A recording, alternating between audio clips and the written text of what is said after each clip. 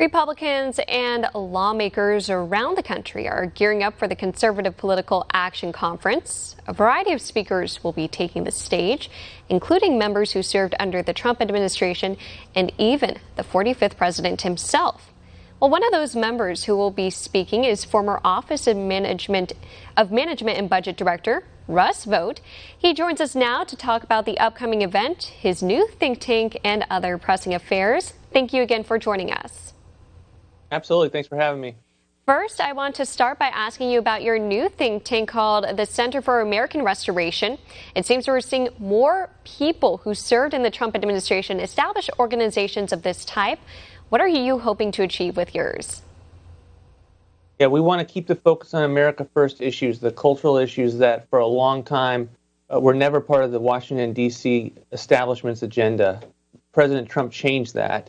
And we want to make sure that these are still front and center in the national debate. Things like focusing on China, things like protecting our borders, remembering that we're a nation under God, that pro-life policies, all of these things are cultural issues that need to be fought for, and we intend to do that.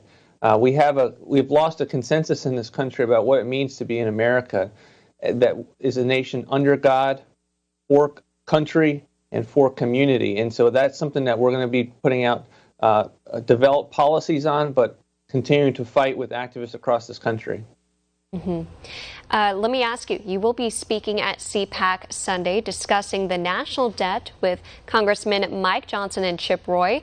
How would you advise lawmakers to go about balancing the need to provide relief to those who have had their lives upended by the pandemic while also keeping the national debt from continuing to spiral out of control? Yeah, I think that what I would advise is it's time to end silly season in Washington, D.C. A $1.9 trillion bill when we already have $1 trillion that has not been spent. This is money that's $350 billion for states and localities, for blue states that have not opened up, that have high unemployment because they're continuing to have lockdowns. We're talking about $130 billion for schools that refuse to open up. And they already have $110 billion that hasn't been spent. So again, major chunks of money out of this package is not going to people who have been hurt by lockdowns. I'm not opposed to considering those types of smaller bills, but a $1.9 trillion package is exactly how you don't get a handle on your national debt, because you're not making trade-offs and looking about what's needed and what's not. And GOP lawmakers, they've echoed that same sentiment, really highlighting the cost it will be on our national debt. Well, speaking of debts and budgets, the Senate parliamentarian ruled Democrats' proposal for a $15 minimum wage cannot be included in that $1.9 trillion COVID-19 relief bill. But we know this continues to be a priority for Democrats. What's your reaction to these efforts since they now control Congress and the White House? Yeah, I don't think it's much of a surprise that the minimum wage was not going to be part of reconciliation. It's not a budgetary matter. And in some respects, I think these things are added specifically to create a little bit of a sideshow, a shiny object, so that the main focus of a $1.9 trillion spending package is easier for them to pass and to get a consensus within the Democrat Party. This is just more of the same. And, my hope is that the Biden administration will stop using reconciliation in an attempt to move bills that have a bipartisan support through the Senate. And Biden's nominee to lead the Office of Management and Budget, Neera Tanden, is in peril after Democrat Senator Joe Manchin said he would not be voting to confirm her. Of course, Republicans and even Democrats have criticized her past tweets insulting lawmakers on both sides of the aisle.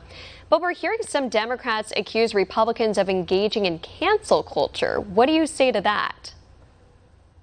I don't agree with that. I think I totally understand where the Senate Republicans are coming from. The importance of the Office of Management and Budget is extremely profound. This is not just a normal cabinet agency. This is the cabinet agency that the president uses to execute his agenda throughout the federal government. So it's not just budget and regs, but anything where there are multiple cabinet agencies involved, that's an OMB function to make sure, from the standpoint in this administration, the pro-choice agenda, the open borders agenda, anything that is designed to spend additional money, all of which I have major concerns with. That is what this position is so important. And it's one of those things that the senators need to have an understanding. Is this person willing to work on both sides of the aisle? They haven't come to the resolution that Neera is. And as a result, her nomination is in peril. And lastly, where can our viewers go to learn more about your new endeavor with the American Restoration Center? Sure, they can go to AmericanRestorationCenter.com and sign up for additional information, and appreciate that. And for our viewers watching, that link is at the bottom of your screen. Again, former OMB Director Russ Vought, he is now the president of the American Restoration Center. Thank you so much again for your time, and we're looking forward to you speaking at CPAC.